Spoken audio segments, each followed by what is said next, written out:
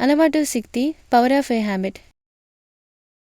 ఒక చిన్న ఊరిలో ఉండే వేణు అనే యువకుడు చదవాలన్న ఉత్సాహం లేకుండానే జీవితాన్ని ఆటలతో విడిపేవాడు. తల్లి నిమ్మల గృహిణిగా ఉండి రోజురోజుకి పరిస్థితిని చూసి మనసులో బాధపడేది.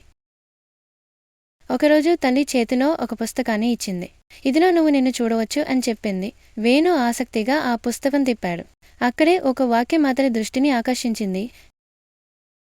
అలవాట్లు మన భవిష్యత్తుని మౌలికంగా నిర్మించే ఇటుకలు. ఒక చిన్న మార్పు గొప్ప మార్గానికి దారి చూపుతుంది.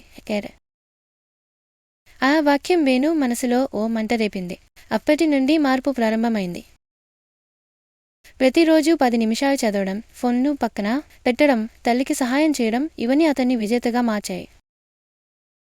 చివరికి అతను సాధించాడు దేశవ్యాప్తంగా గుర్తింపు.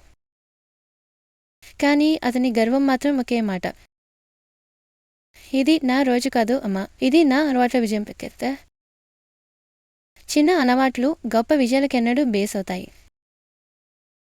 అలవాట్ల శక్తిని నమ్మండి, మార్పు అక్కడి నుండి మొదలవుతుంది.